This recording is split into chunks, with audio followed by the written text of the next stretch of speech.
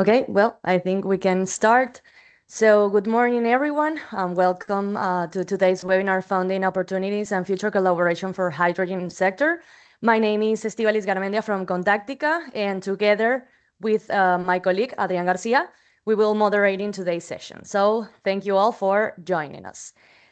Please, next slide, Alvaro. So before we begin, I would like to briefly introduce the agenda. I think it's in the next one, the agenda part.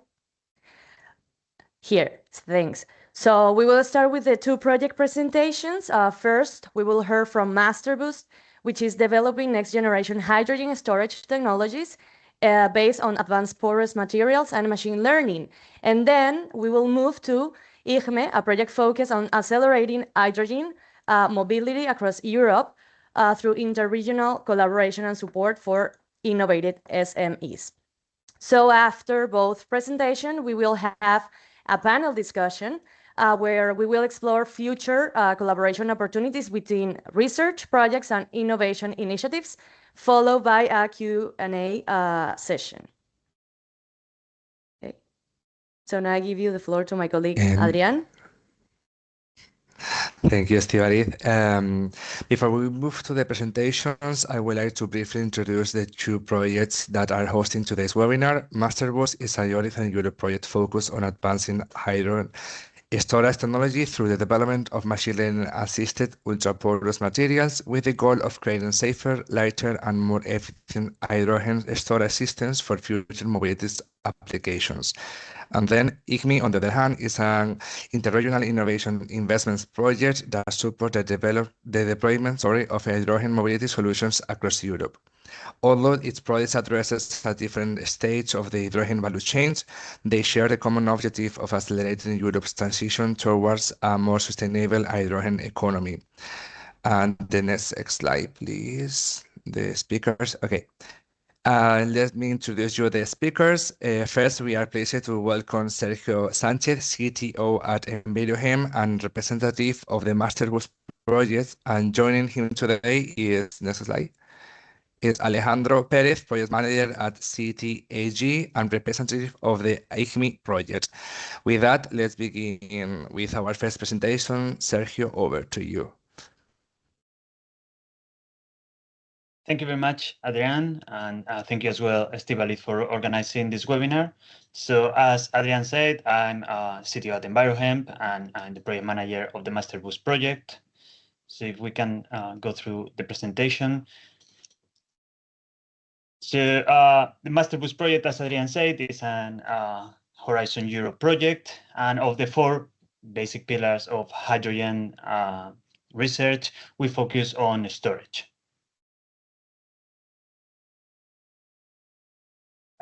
In 2022, there were 4 projects awarded to work in the research of cryogenic storage of hydrogen by adsorption or chemical storage, and MAST3RBoost was awarded is the one that we are coordinating from EnviroHemp, and we focus on the cryoabsorption of hydrogen in metal organic frameworks or MOFs or activated carbon at low temperature, focusing on the future use in transport.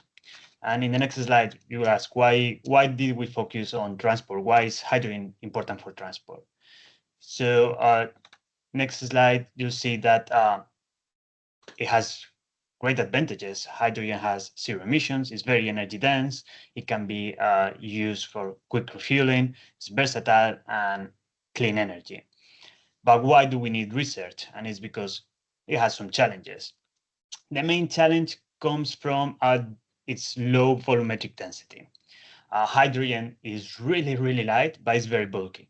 So in order to use it in transport for a car, a train, a ship, anything like that, we need to be able to compress or liquefy the hydrogen if we use physical techniques.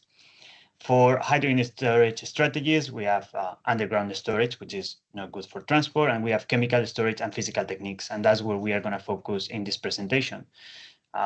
For these physical techniques, we have compression, liquefaction, and cryosorption, and we are going to go one by one, explain a bit the pros and cons of each of them. So you go to the next slide, starting with compression. This is the most common way of using hydrogen in vehicles and compressed hydrogen tanks. As you can see, there are different kinds of tanks from type 1 to type 5, going from left to right. It goes from worst to best specs, but as well is going more expensive as you move along. Right now, type 4 is the most common go-to for the market, with a maximum pressure of 700 bars. This obviously has some issues, having high pressure, and you can use liquefied hydrogen storage, where you have basically very low pressure, around 10 bars, so no compression is required. However, to work with liquefied hydrogen storage has other challenges, mostly the temperature that you have to use, minus 253 degrees, and that consumes a significant amount of energy. So where the MAST3RBoost project works is in the next option, that is cryosorption. This is a hybrid technology in which there are cryo-compressed hydrogen storage, in which you still need low temperature, but not as low as liquefied, and you have some pressure, but not as high pressure as in the compressed hydrogen.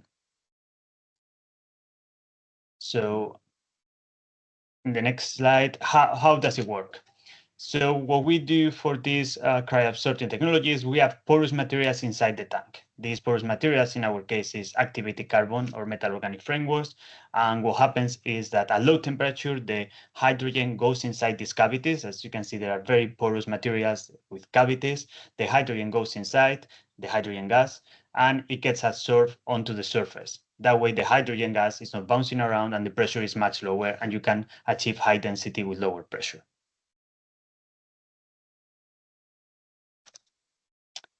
Advantages of this technique, as I say, less compression is required, but it still has some challenges. You need to develop the materials, and you need to work still with low temperatures. And this is the state of the art when we started the MAST3RBoost project. You can see in the next slide, we are going to show you the final outcome. What we set off when we started the project was to have a demonstrator that had at least 10 kilograms of these new ultraporous materials inside, in a prototype that had at least 20 liters, and that it could hold 1 kilogram of cold adsorbed hydrogen inside at lower than 100 bars. This was a significant difference to the previous prototypes that were made before the MAST3RBoost project. This is much larger.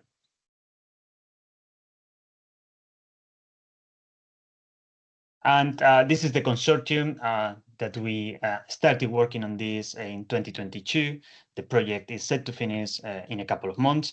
And you can see there in colors, it's almost 2 projects in one. Ultraporous materials development in blue, that the University of Nottingham, the Spanish Research Council, University of Pretoria, and CSIR work in lab scale to develop these new activated carbons and new MOFs. 4 of them were subjected to scale-up processes in order to have enough material to fill the tank. The second part of the project is in orange, is the development of new materials and the design of this new kind of tank that was participated by Spike, LKR, CDTech, and TWI. And both sides of the projects were done. We go to the last part, which is the demonstrator part, where these materials were put inside the tank by EDAC, and we are right now working on that. So how do we get to the materials, to the ultraporous materials? For the ultraporous material generation, we use machine learning. So what we did was to starting with some experimental conditions and measuring the material properties of these materials, of the MOFs and the activated carbons.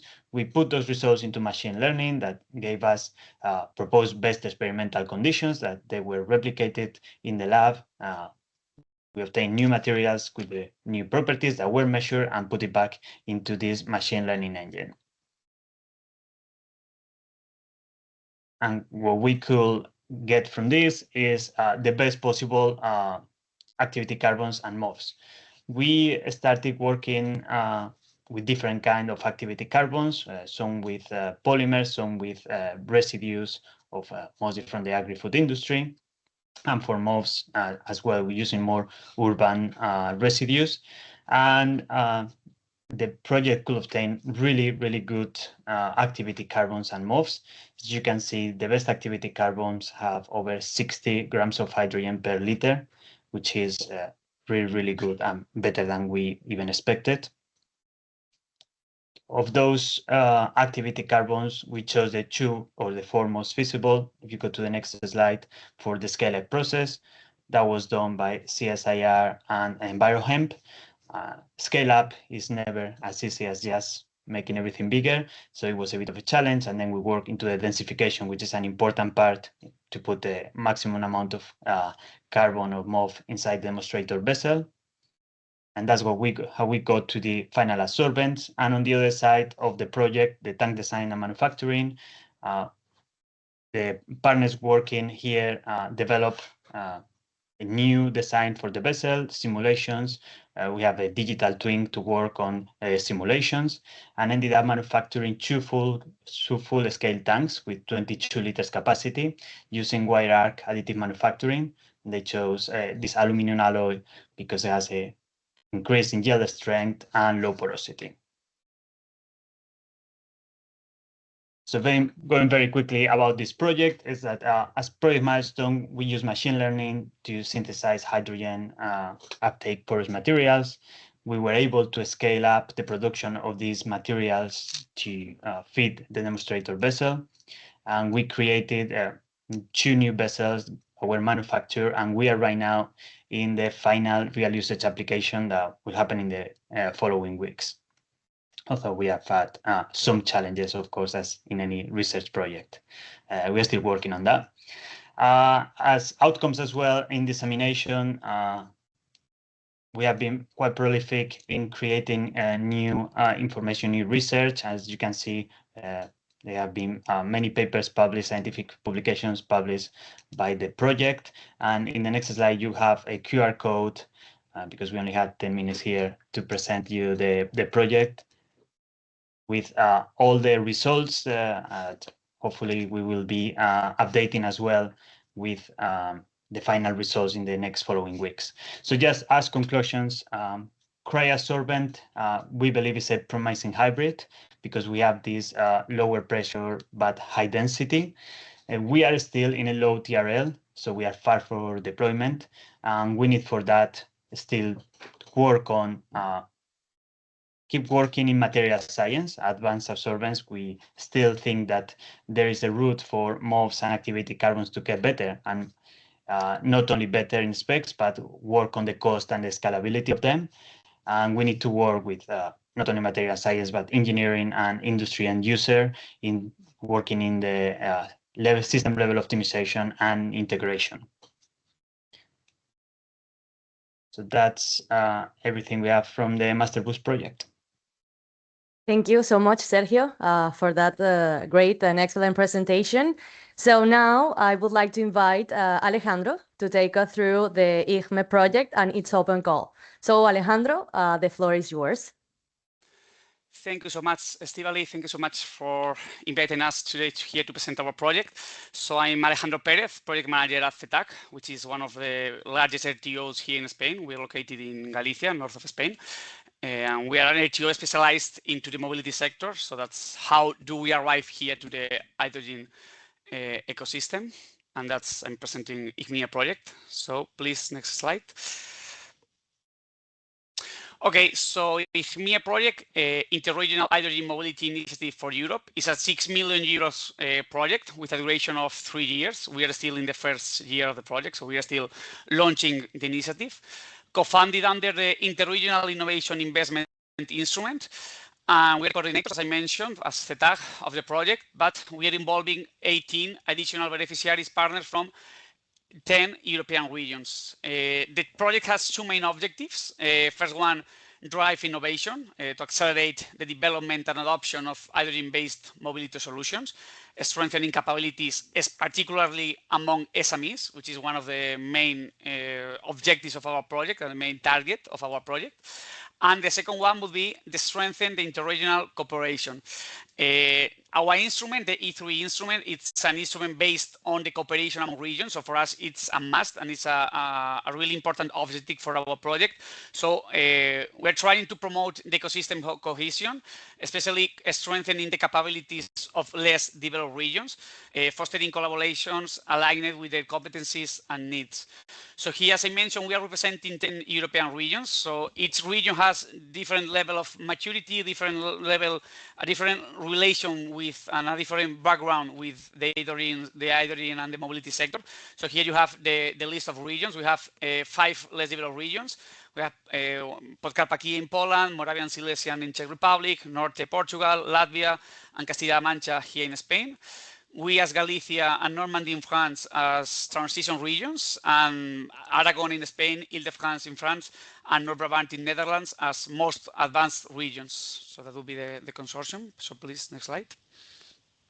Here, just to have a better picture of the consortium, and just to also to let you know that the purpose of the project was to build a representative picture of the ecosystem. So that's why we tried to build a consortium following the 4 helices approach. So we try to integrate some clusters, some RTOs, some SMEs, some public administration, because at the end, as I mentioned before, the collaboration among different entities, but being part of the same value chain, it's so important for us. So here you have the list of the entities that conform here this project. And most of them, half of the project are conformed by clusters, because as I mentioned before, arrive and to involve SMEs is a really, I mean, it's a must for our project, so it's so important their role in our project. But we only have 7 SMEs, which are pioneers SMEs in our respective regions, and they are working as reference for the rest of SMEs within this ecosystem. So please, next slide. Here we have the 3 main lines of action of our project. We have 7 use cases, as I mentioned, developed by those pioneers SMEs, which has been selected within the respective ecosystem to serve as a reference, as they are pioneers SMEs who has an expertise in the value chain.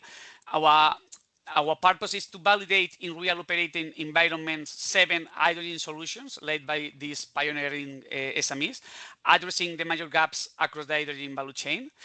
The second main layer of action, and will be further described within the next few slides, but it's the open call for 30 SMEs. We have a tailored and integrated support, funding, business mentoring, technical assistance from the RTOs to accelerate innovation that strengthen the ecosystem. It's probably the main output and the main action of the project, the most important one and the most sensitive one. And the last one, the interregional collaboration, which is the whole lines of activities adapted to create an interregional hub and develop some joint events and activities to foster partnerships and facilitate interregional knowledge exchange among the 10 regions before mentioned. So here we move to the open call, because as I mentioned, is one of the 3 main lines of action of the project, and probably is the most part of our budget, is the activity where we are investing most part of our time within the project. So for us, it's so important to take care of that activity. The I-HMIE open call supports European SMEs developing innovative hydrogen mobility solutions from TRL 6 to demonstrate a credible pathway to increase until pre-commercial stage by project ends. Here you have an image which represents the 6 challenges that we mentioned before. All the projects funded by this open call has to be addressing at least one of these 6 challenges that we pre-identified during some workshops and some other activities as the most important gaps within this value chain. We have fuel cell cost and durability, refueling infrastructure, supply chain and logistics, integration with other mobility solutions, onboard hydrogen storage, hydrogen distribution. So that's our idea is also to trying to cover and to give access to our open call to the most number of SMEs possible within our ecosystem. So here we have also some important data about the open call. We are going to support up to 30 SMEs developing TRL 6 solutions, as I mentioned. The selected SMEs will receive, in addition to the 60K grant, a tailored package of support services, including investment assessment, business and technical coaching, training activities, and investment and funding strategy guidance. So here is where the consortium, as we as NTOs and the clusters as business experts, will give that support to the SMEs also to strengthen their capabilities and to support them. So that's the first image of our open call. So please, next slide. Here we have some other data about the project. The kind of projects that we are trying to support, it's basically we are allowing individual projects by just one SME to be funded, or in team, which will allow up to 3 SMEs to collaborate, which is one of the most important aspects and what we are trying to boost within this open call. The collaboration among different entities will be also allowed by this in-team category. As I mentioned before, from TRL 6 onwards, and only one proposal per applicant. Within the funding conditions, we have a total budget of 1.8 million euros with a funding rate of, a total funding rate at 100% funding rate, up to 60K per SME, as I mentioned before, and that would arrive to the up to 180K per team in case of 3 SMEs.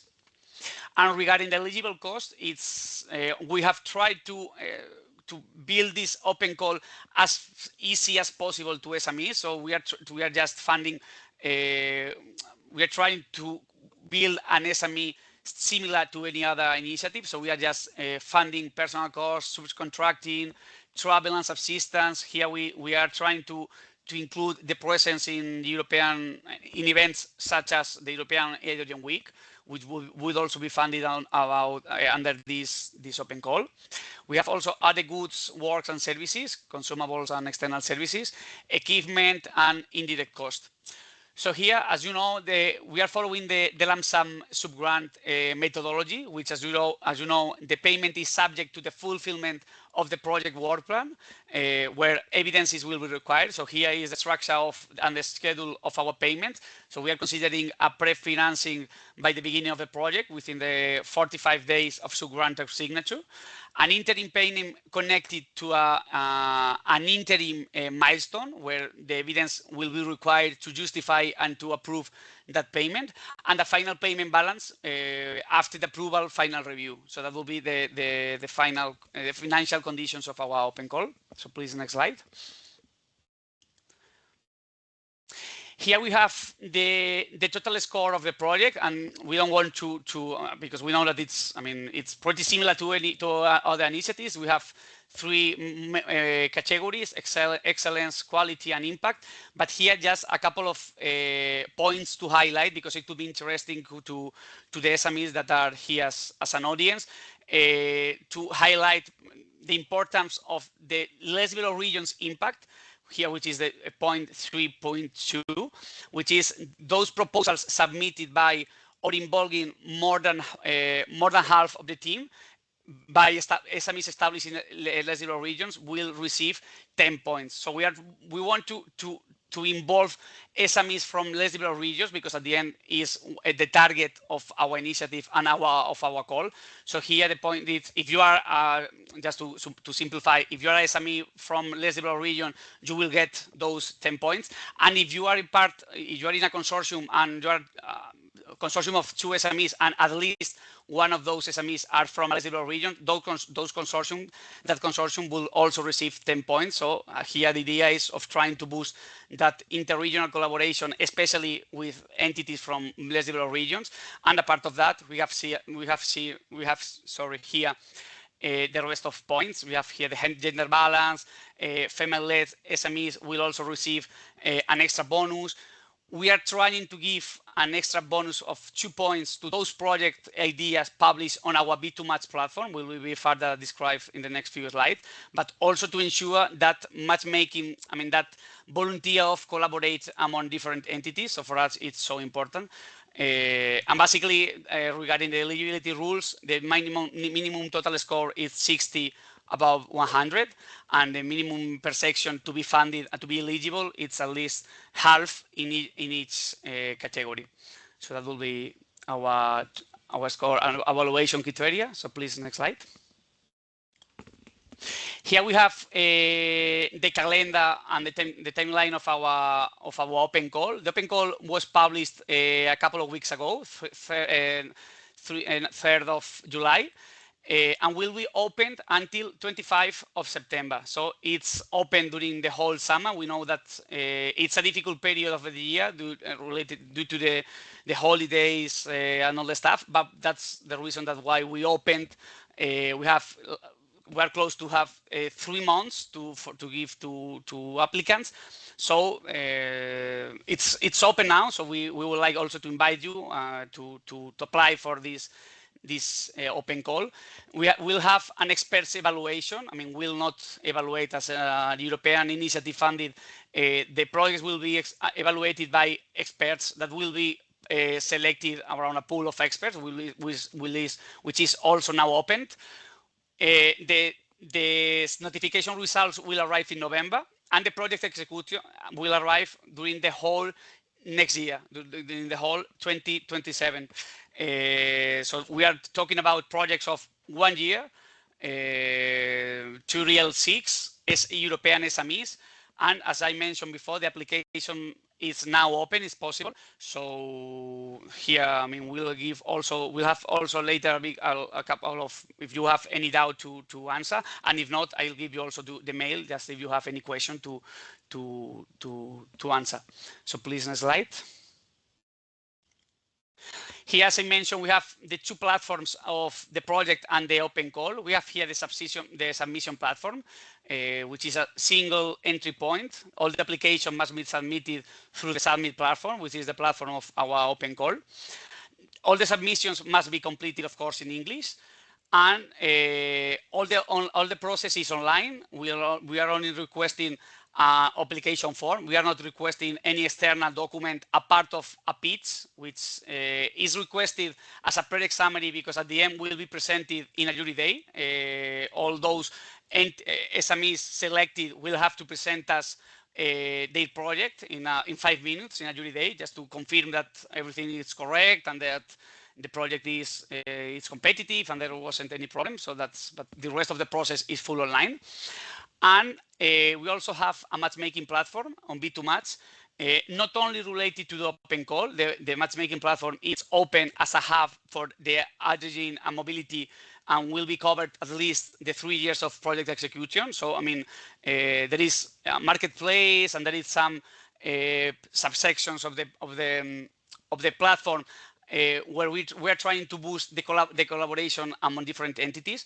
But now, as we are in the middle of the open call, the idea is to try to give the SMEs a space to trying to connect with other SMEs, because as I mentioned, it's one of the most important parts of our open call. We're trying to boost the project collaboration. We are trying to boost the participation of less developed regions. So here you have a space where publishing project ideas, funding partners across Europe, and explore collaboration opportunities. You have here B2B meetings, and also to guarantee your 2 extra points in the evaluation score, just registering in B2Match. So that's the 2 most important platforms that we are where we are working on within our project. So please, next slide. And that will be all from our side. So thank you so much. Thank you so much, Alejandro. Very interesting presentation about the project and the open call. So now we have heard two of complementary perspective of each project. So one focus developing breakthrough hydrogen storage technologies, and on the other hand, bringing hydrogen innovations closer to the market. So again, this is for the audiences. If you have any questions for Sergio and Alejandro, please feel free to write them in the chat. But while we wait, if any additional question comes in, I would like to start this panel discussion with one question, which is which barriers currently limit the uptake of hydrogen technology the most? This is for our speakers, of course. So guys, the floor is yours. Thank you, Estíbaliz. Yeah, I can start with this, so I can give Alejandro a bit of a rest after the presentation. Very interesting. I have some questions about the open call, so we can discuss about that later as well. From our side, I can tell you that the MAST3RBoost project did a workshop last week, and one of the questions that were asked to the audience were about the barriers that limit the uptake of, in this case, very particularly absorption-based hydrogen storage. And of all the answers, there was possibility about talking about the cost, the demonstration projects, the lack of hydrogen infrastructure, regulatory problems, low market awareness, or supply chain readiness. By far, the most voted was high system cost. And that's obviously really important for a technology. In order to be accepted, we need to lower the cost of these cryoabsorbent models.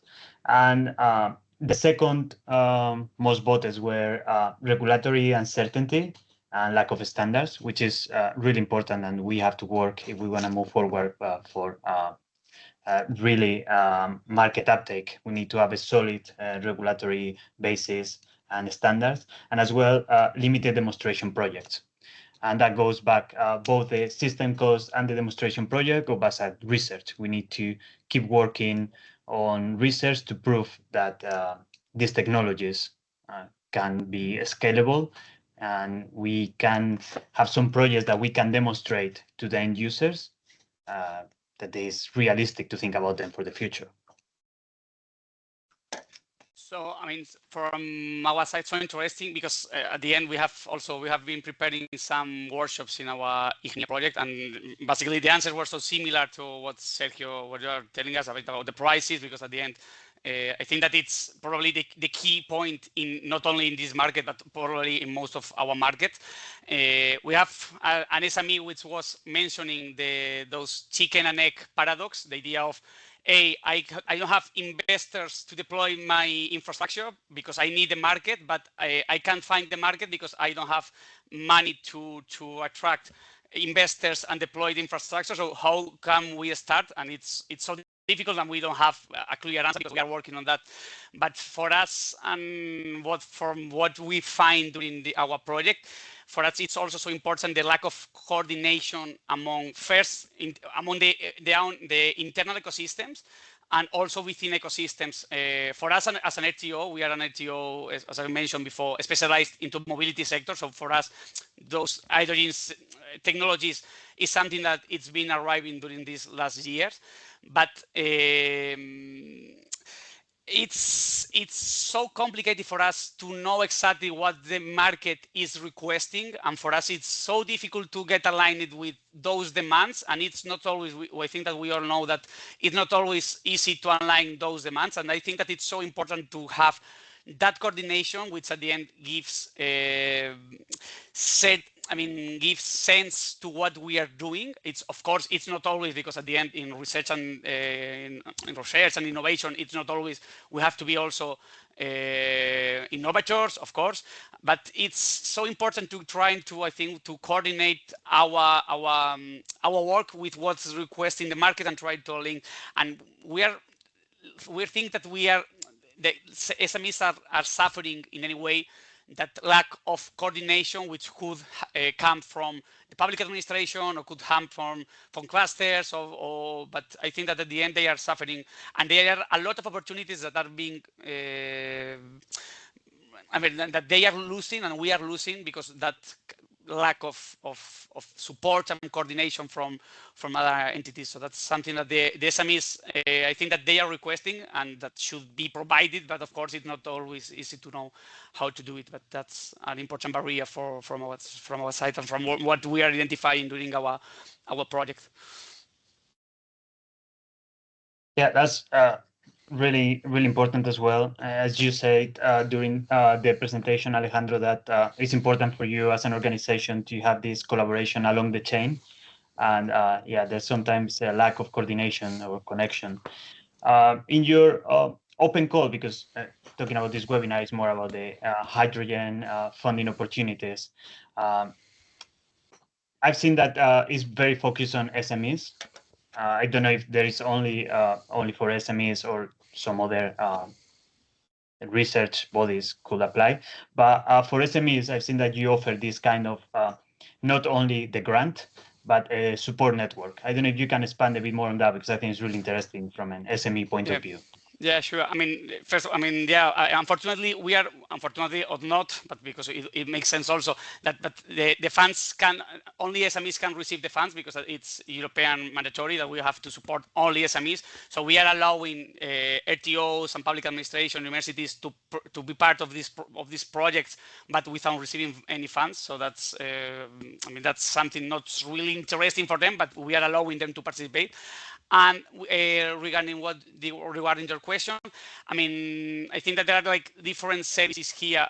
First one, we are trying to organize, we're trying to build an interregional hub on trying to, let's try to concentrate. We know that it's so difficult because we all know that everyone is trying to create hubs and to create spaces but I think that at the end we have to try to boost them.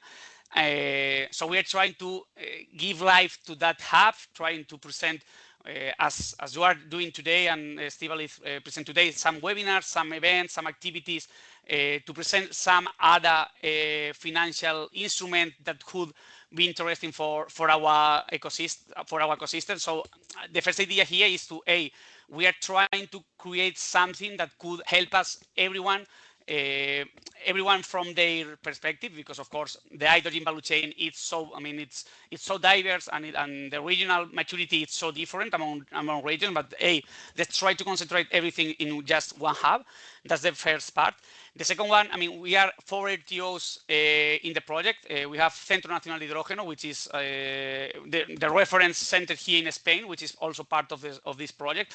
And the idea is to give the SMEs a technical support from our expertness. I mean, trying to if you have any type of requestment, of doubt, or if you have even the necessity of, don't know, validation, or let's explore if we could be, of course we are limited by our budget, but I mean, we have here some expertise that could support you, which at the end I think that it's also interesting for the SMEs, not only because of the support that they're receiving, but also because at the end they are also being connected by Centro Nacional de Hidrógeno and some other reference entities within the sector that could be really interesting. And the last one, I would say that also the business mentoring, because at the end I think that it's something really related with this question, which is you have here the clusters, they are expertising, give access to the market, they have access to investors. So you have this reference cluster in your region, or in your country, or in here in Europe. So let's connect with them, because probably they will help you to understand how your business, market, and possibilities are working. And we think that it's something that SMEs are requesting us, because for them it's so important, because as you know, it's not always easy to have that path connected to the market. So that will be like the 3 services, a part of the money that we are giving the SMEs. I don't know if I mean, if you have any other doubt, if you have, we'll be in touch. Just because I mean, from what I understand from your project, you are in early soon. I mean, in tutorial 3.5, I think that I read. So we are for tutorial 6, but it will be like the next step, and we could support at least part of those advancement path within your innovative readiness. Yeah, and that's really important as well, because that's where many projects end up dying, right? In the valley of death there. I think I have a question from the chat. Yeah, we have one from David Gao. He said, can the other types of entities be subcontracted, or does that need to be spent on other SMEs as well? Now, I mean, they are allowed to subcontract, I mean, any other entities, but I mean, here also to give a clear answer, it's possible and it's allowed, but we are not expecting projects where the half of the project is developed by an external entity, because at the end, the purpose of this initiative is to support and to strengthen the capabilities of the SMEs. So it wouldn't make sense to I have a 60K budget, but half of the budget is being developed by university of my region. So that's good.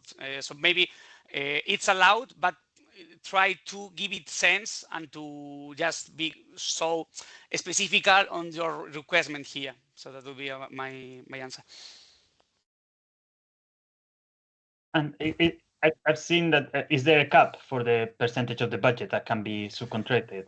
Yeah, I think that it's 30% is the maximum, but which is 20K above 60K. So that's, yeah, I mean, we put a limit due to that reason. But even if it's 18K, I mean, as I mentioned, it's allowed, but please try to give it sense to that collaboration, because at the end, the idea is to support SMEs, and you also have a pool of RTOs here in the project. I mean, we could try to towards that 60K to give you an extra support. So that's something that it could be interesting also for SMEs. Okay, great. Well, since we keep talking about the call, Alejandro, I have another question. What advice would you give to the companies that are considering applying to this call?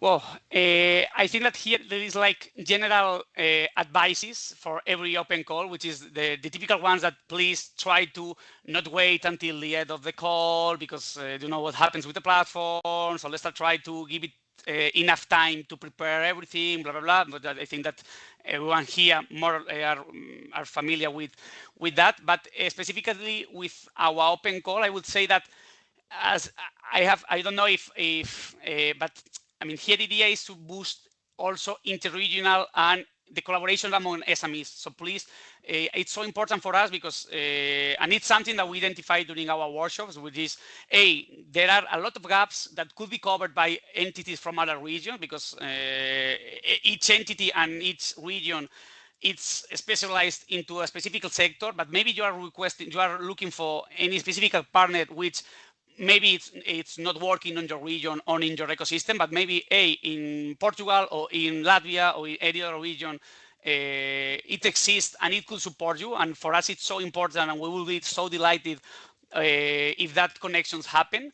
So for us, you have here our main advice will be, hey, you have here the matchmaking platform where we are trying to boost those collaborations. You can publish your idea, publish your requirements. So try to give sense to that collaborations and try to prove that within collaboration you can also increase your innovation, which is, I think that it's so important for in terms of the SMEs. And a part of that, please, and I think that it's a general advice, but I think that it's so important that there are a lot of applicants who I think that that's the wrong approach to open call, which is I have to find anything to present to the open call. No, hey, no, I'm working. You have to be working in something related to the open call. So the open call has appeared. Perfect. If it fits with your timeline and if you're with your product, that's perfect. But I think that it's sometimes SMEs. And it's fully understand, because I mean at the end it's 60K, it's amount, but I think that it's important to have an idea and a path to arrive to the market, and that's where we could give you support more than they are giving 60K, so what can I present to this open call? So I think that it's a general advice, but that could be useful for all of that type of open calls. Great. Sergio? Yeah, and Yeah, and commenting on that, really true what you said, Alejandro, about this having a path. And that was my question was going to be about this funding opportunity. You mentioned that you're expecting TRL 6. Obviously, 60K cannot stretch it much to go to a different stage. But what do you expect to see in the projects, in these proposals, in order to how much you want to move the mark forward?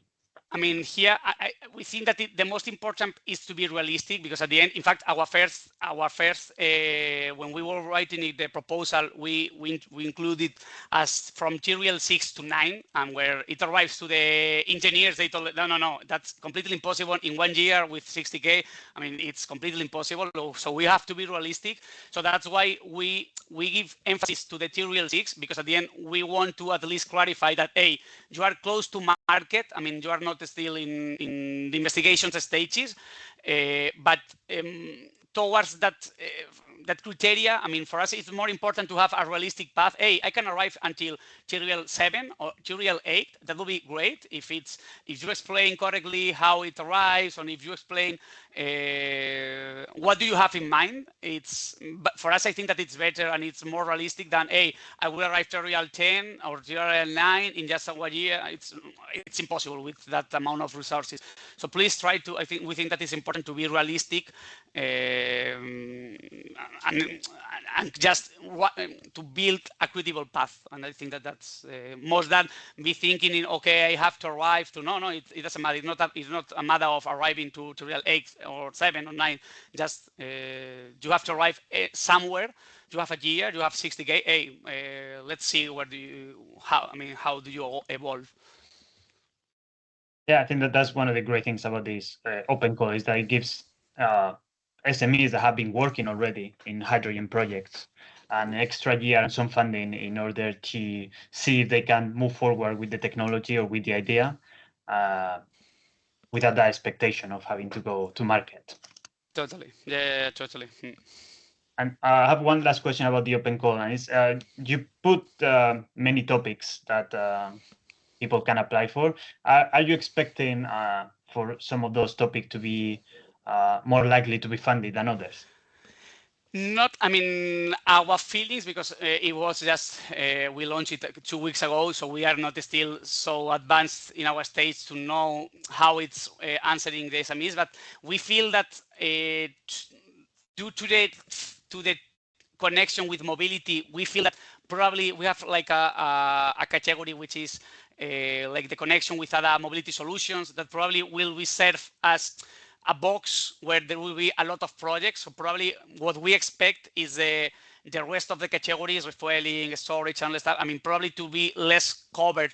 So that could be also a good opportunity, especially because of the sector, because our audience is not so specialized as probably it's this webinar or your project, which is more focused on a more, I mean, in your case, in storage. But so for us, I think that it could be also a good opportunity for those entities from the sector that probably could complement us, our consortium, because at the end, we as RTO, we are more related to mobility.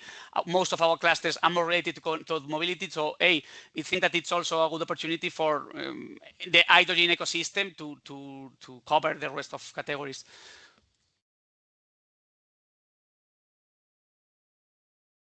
Okay, great. Well, we have a couple of minutes for just one more question. That will be, where should the next generation of hydrogen projects focus, in your opinion, guys? Well, that's a big question.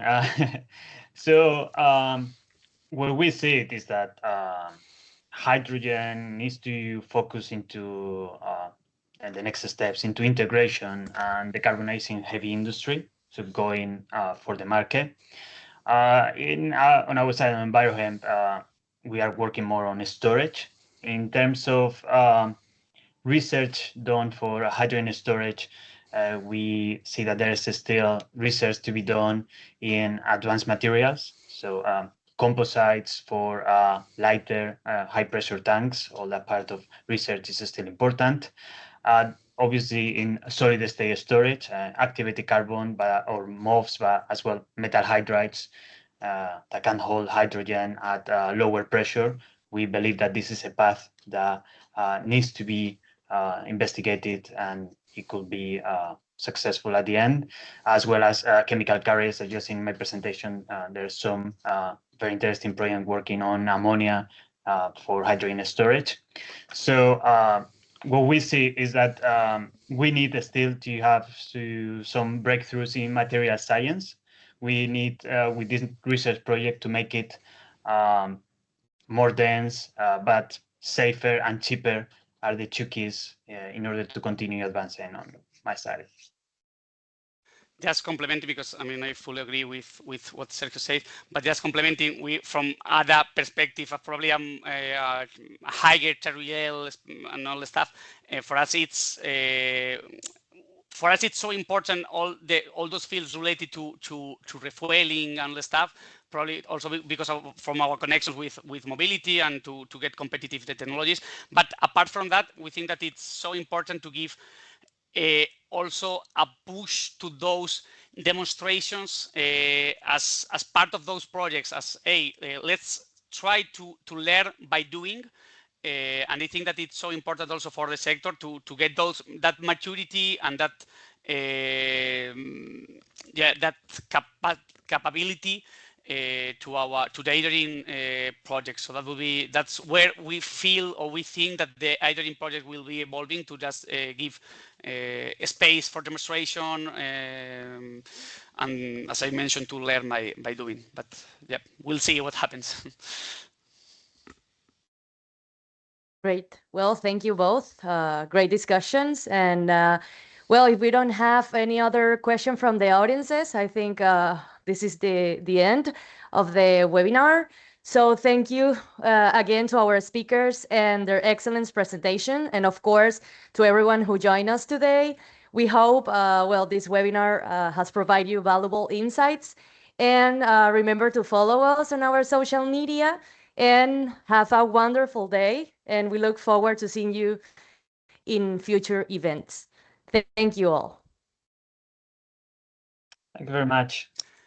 Thank you so much.